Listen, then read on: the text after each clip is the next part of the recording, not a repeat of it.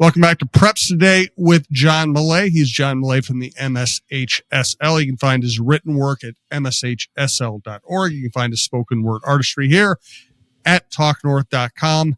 This is Preps Today with John Millea. We're coming to you from the Aquarius Home Services Studios. We want to thank Pizza Barn in Princeton. That's Jody Stay's fine operation, not that far out of the metro. Check out talknorth.com. Anytime you find a show you like, including this one, please subscribe to your favorite podcast app.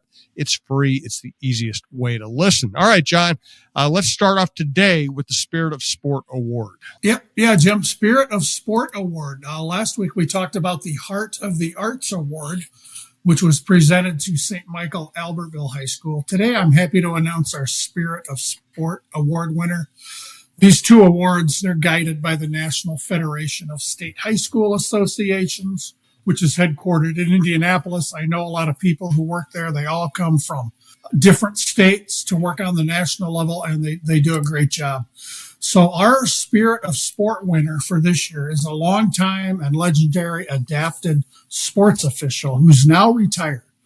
Paul Pranghofer is 71 years old and very well known in the adapted sports community in Minnesota and beyond. What he has done throughout his life is nothing short of astonishing. Anybody who has ever seen Paul, you remember Paul. He was born with no arms. So Paul has no arms. One leg is much shorter than the other. He uses a wheelchair when he's officiating, pushing himself around with his left leg, which is quote unquote normal length. He officiated adapted floor hockey, adapted soccer, and adapted softball for 4 decades, working an estimated 1,300 high school league regular season and postseason games starting in 1993. He officiated 27 state adapted soccer tournaments, 30 state adapted floor hockey tournaments, and 30 state adapted softball tournaments. He's been there forever. Everybody loves Paul. He's a wonderful man. He worked in computer programming and software development. He uses a voice-activated computer. He drives using a device that lets him steer the vehicle with his left leg and foot.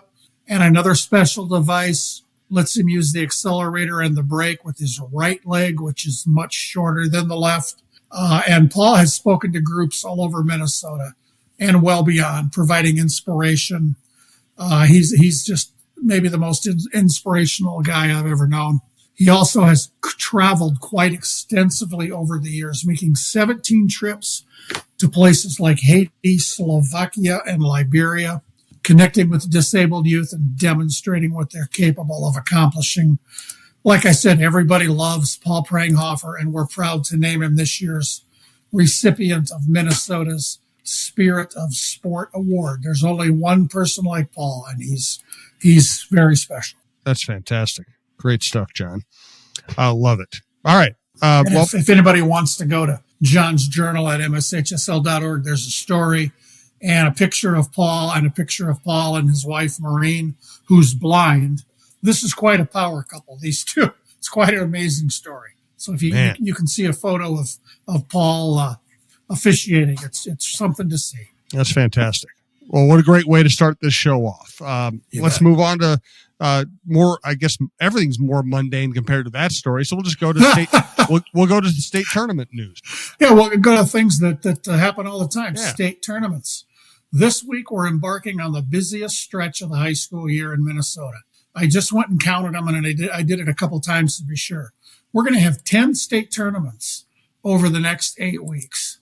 Everything begins, well, we had a debate last week, so actually 11 over 9 weeks. But this week, Friday and Saturday, we'll have the one-act play state festival at O'Shaughnessy Auditorium in St. Paul. Next week, a bunch of skiers are going to head up north for the Alpine and Nordic State Championships at Giants Ridge up near Biwabik.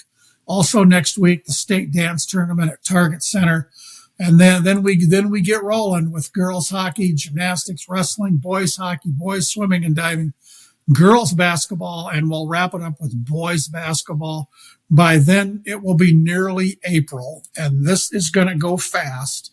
So I'm ready to roll for my last go around of winter state tournaments before I retire from the high school league full-time staff in August. That's my retirement date. That's been nailed down. And I'm ready to have a lot of fun at these winter tournaments. August, huh? The end of August. The way I figured this, Jim, everybody says, so when the spring tournaments are over, that's it for you. And that makes a lot of sense. But as I've done for 10 or 12 years, I always, at the end of the spring tournaments, I take a few days off and recover and recuperate. Then I start going back through the John's Journal stories from the past year and pick a top 10. So that gets me well into July. And then as I'm going out the door, I'm going to do like an all-time 15-year list of stories, probably 10. I may expand it to more, but I'm going to go through all those top 10 stories from every year and kind of just and this is not going to be easy. It's not going to be quick. So I'm just decided I'm not going to force myself to rush any of that. So I will be on the staff basically until late August. And then we'll see what happens after that. I don't think I'm going away. I don't think I'm going to stop writing about high school activities in Minnesota. But as far as my full-time status with the high school league, yeah, August 28th, I believe, is the date. Interesting. Well, you've given us a lot to think about, John. Like, good riddance. No. I'd invite everybody but him. No, the real question I think a lot of us had was, okay, you say you're retiring. Will you really retire? And will retirement mean not writing anymore or not doing any more high school sports coverage? And you piqued our interest, I think. Yeah, there's some possibilities that are being explored. I don't know what it's going to look like. I mean, if I just want to create a website and just write things, I can do that. There's other things in the works, but yeah, I don't think I can do this cold turkey, Jim. I just don't think I can stop. Now I've talked to my wife and I said, I think when August comes and I do retire from this job, maybe I want to take 6 months and not do anything, spend time with our grandkids and do some traveling. My wife and I have talked about some travel we'd like to do in the fall. And so I may disappear for a while, but I don't imagine I'll disappear forever, but you never know. Interesting. Well, keep us updated as to your plans, because wherever you write, we're going to want to keep track of that. You got it. All right. Let's move to a night in Goodhue. Yeah, Jim, these are the kind of assignments that tell me I'd have such a hard time if I didn't continue to do this in some manner. So I went down to Goodhue, one of my favorite places in the state, last week for a big regular season girls basketball game. The team from Caledonia, at the time ranked sixth in Class 2A, made the 2-hour drive to Goodhue to face the Wildcats. They're number one in Class A and the defending state champs in the small schools. It was so much fun. It's no secret that I love small towns and little schools, and Goodhue is just the total package. I've been there several times. I've got a routine. I drive into town. I don't go right to the school, whether it's basketball or football, whatever it is. I go to the Country Station convenience store. I grab a handful of Diet Mountain Dews for myself and Josh Weemy. He's the girls basketball coach and athletic director there. Josh and I go way back. This is a tradition. We both drink Diet Mountain Dew like there's no tomorrow. This started years ago during a state tournament at either Williams Arena or Target Center. I noticed that Josh had a Diet Mountain Dew on the bench with him. It's the greatest soft drink known to man, and I had a couple in my bag that day. I said, this guy and I, we're brothers. So after the game, I gave him one of mine. Ever since, whether it's a game or a high school league meeting, if Josh is there, I bring him a Diet Mountain Dew. It's a fun tradition. And we're both hooked on it. There's no getting away from it, but we enjoyed our Diet Mountain Dews. And I wrote about this game and this atmosphere between Goodhue and Caledonia, again, at John's Journal on mshsl.org. This may be a hint about the future. I also put that story on Substack. I have created a Substack site. If you just Google Substack, get on there, search for John Millea, you'll find that story. I tried to paint a picture of the Goodhue gym, and the story does include some pictures, but this is one of those old classics. It's just a great scene. On one side of the court, there's a stage where they have a set of bleachers, And the main seats, there's a lot of them. And I don't know that I've seen this in many other gyms. Stephen Argyle has this, but every seat is a plush padded fold down theater seat in the main bleachers. It's just, I sat up there in the top row for the first half. It's really comfortable. It's not a wooden bench. You got a fold down padded theater seat like the old time theater seats.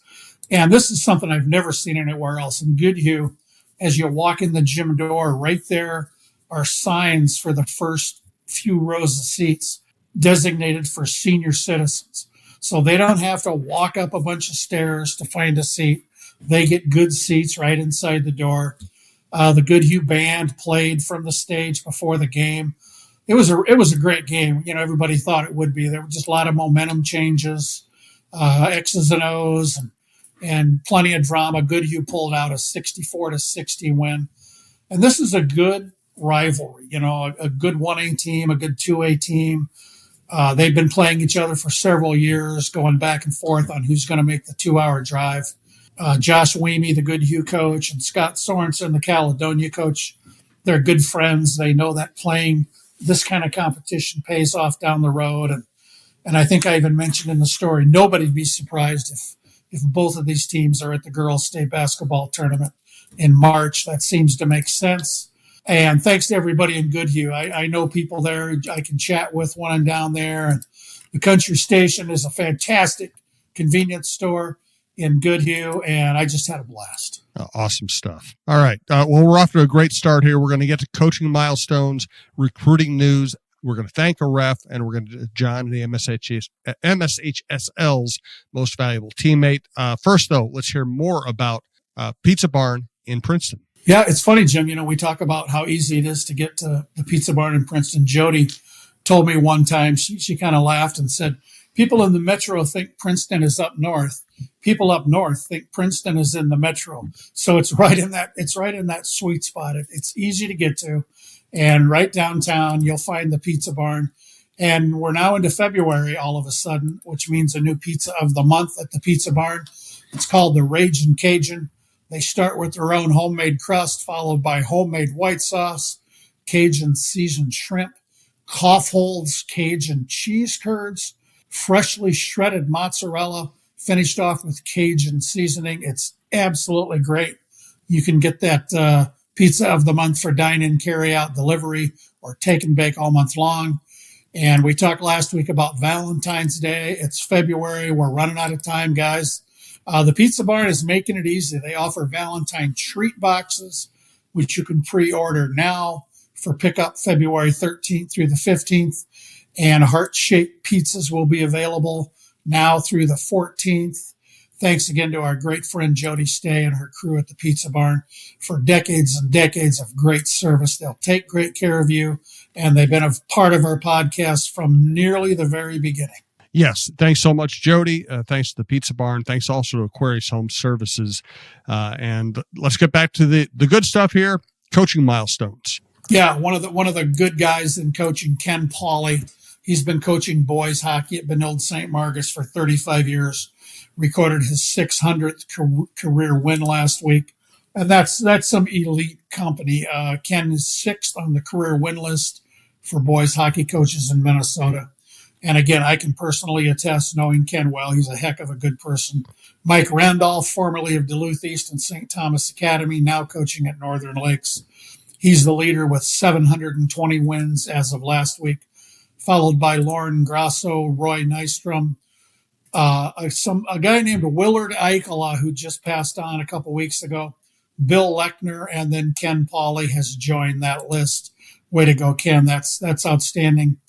On another coaching note, I'm proud to know Waseca legend Tink Larson and call him a friend almost every time I attend a sporting event at Waseca High School. Tink is there. We always have a great conversation.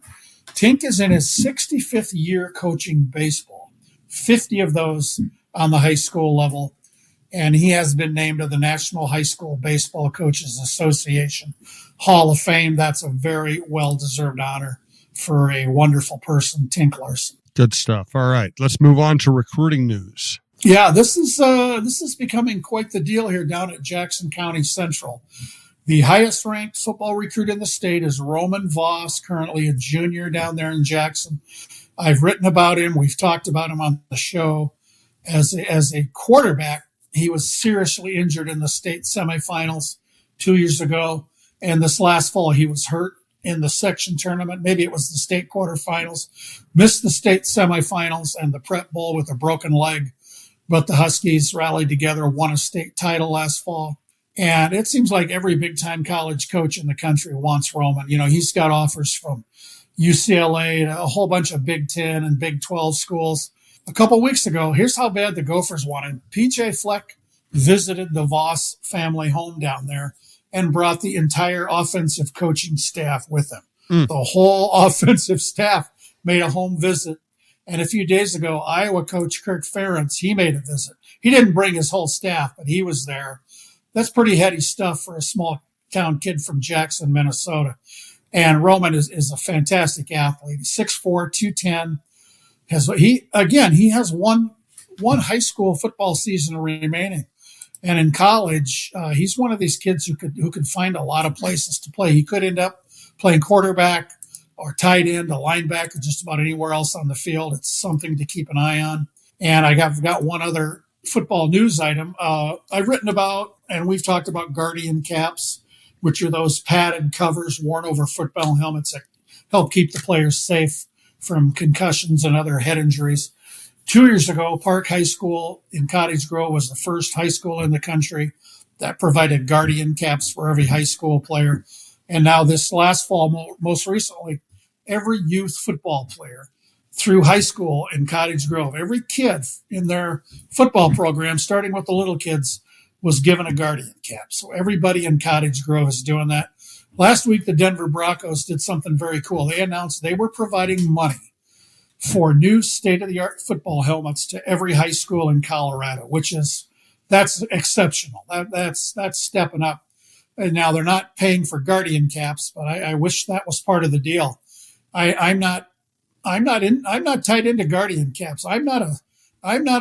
Guardian Caps does not sponsor John's Journal, but I know how happy everyone, they should, but I know how everybody at Park High School feels about them, especially the medical people over there. They think this is the greatest thing ever. Their head injuries, their concussion rate has gone down. And I think every football player everywhere from youth to the NFL should have a guardian cap. So good on the Denver Broncos for doing that. That's great. Good stuff. All right. Let us get to a couple of our set pieces here. Let's start with Thank a Ref. Yeah, again, we're going to go back to Park High School, and we're going to hear from them again before we're done here. I was at Park last week. I saw something very rare in the Park gym at a junior varsity boys basketball game. Cretin-Durham Hall was playing at Park.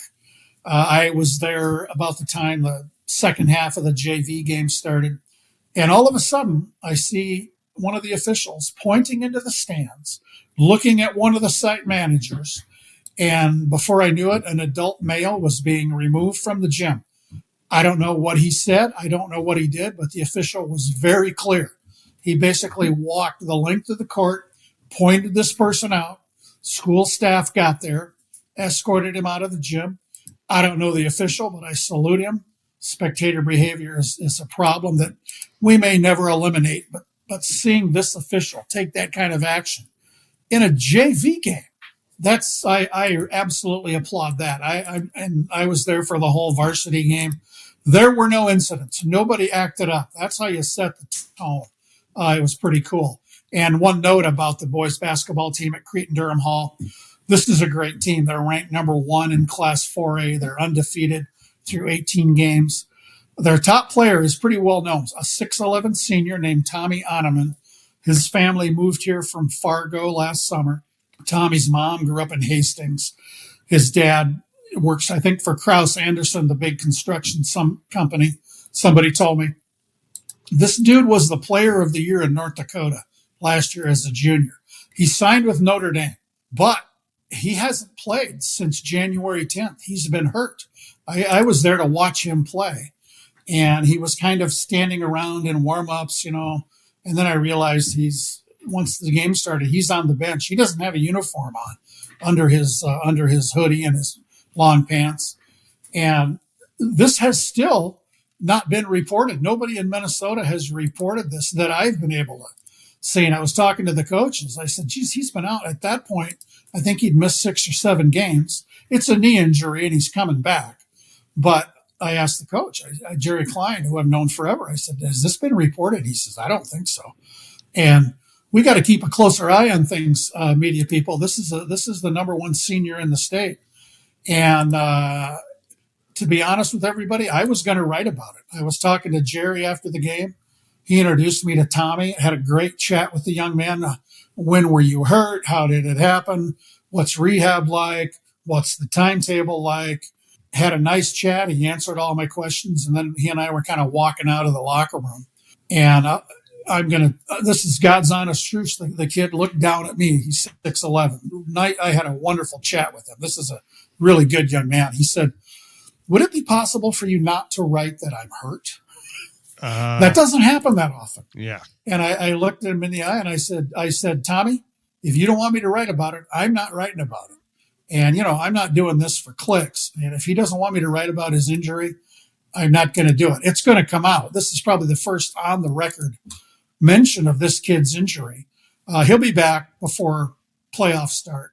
And I'm going to keep an eye on that. I said, I'll tell you what, I certainly won't write about your injury, but when you come back, I'll come back, I'll talk to you and we'll write about it then. How does that sound? He thought that'd be fine. So, yeah, interesting deal. He's a great player from what I hear. I just haven't seen him play yet, but he'll be back and, we'll see what happens with that. Interesting. All right, great. Yeah, it really is. I can't imagine media people haven't gone to some of these Cretan games. He's been out for weeks now and not asked the question or wrote about it. I did Google searches, couldn't find anything about it. So and clearly we don't have the kind of media coverage we used to have. Every there's just not as much out there and everybody's shorthanded. I get that. So we'll get back to this at some point. Interesting. Okay. Let's see. I've lost my way. We still have most valuable teammate to go. Yep. Okay. We have most valuable teammate, and then I'm going to talk about somebody else who's retiring here. Let's start with the most valuable teammate. Here we go. Park High School again. This is Park High School week on the podcast. Logan Yanarli of Park is a senior who plays adapted soccer, adapted floor hockey, and adapted softball with the South Washington County Thunderbolts since he was in 7th grade. And his experience and leadership make him a great teammate. Logan is a talented athlete who inspires others to do their best while having fun. He's a member of the National Honor Society and plays the violin in the district orchestra. We're happy to congratulate Logan Yanarli of Park on being named a most valuable teammate. So I'm going to wrap it up here, Jim. I'm going to talk about somebody else retiring. A lot of people, if you haven't been at meetings in the high school league or been involved with adapted sports or maybe lacrosse, you don't know Rich Matter. He's been the finance director of the high school league, and he was the original director of adapted sports. He was the original director of high school lacrosse. He's retiring in 2 weeks, and we had a lunch for him. The whole staff was on hand today, Monday. Rich has only been there 33 years. And he is the main reason the Minnesota State High School League survived the pandemic. And I'm not kidding. The way because, everybody was flailing. And at that point, the high school league totally revamped how revenue is created. And it just was a dogfight to keep that thing afloat, to keep these opportunities for kids. And that was brought up at the luncheon today. A lot of us spoke. And Rich Matter, he has earned a great retirement. He's a Minnesotan, born and bred. He's going to be sitting on some Caribbean beach here in a couple weeks, and he's deserved it. His replacement has been hired, hasn't started yet, but it's going to be a whole different look in that office without the great Rich Matter. So I'm following in his footsteps. And my wife knows Rich from being at different events with him. Everybody knows Rich except maybe kind of the casual observer of high school sports. They might not know him, but boy, he has done a great job for 33 years. Man, that was a meaty show. That was an action-packed Preps Today with John Millea. We packed it in. It's that time of year, state tournaments and retirement talk, and there's a lot going on. And yeah, it's we'll see how I'm holding up at the end of March when we're through these tournaments. Normally, I've got a bad cold or the flu, and I just lay down for a couple of days. But and I'm trying to pace myself, Jim. I've learned to do that in my old age. I don't have to be everywhere every day, but there's always great stories to tell. I get to see people that I might not see the rest of the year, other than at specific tournaments. I'm really, really excited and looking forward to it. I'm sure that the all-natural ingredients in Diet Mountain Dew will keep you rolling. Fueled by Diet Mountain Dew. Always looking for the next sponsor, and we appreciate that. That's right. Great stuff. Honestly, great stuff. What a wonderful show. I love the Spirit of Sport Award, and then we got all the updates from everywhere. So keep it up, John, for at least a few more months. You got it, Jim. I'm rested and ready. I'm going to finish. Maybe not strong, but I'm going to finish. You'll finish strong. I'll finish.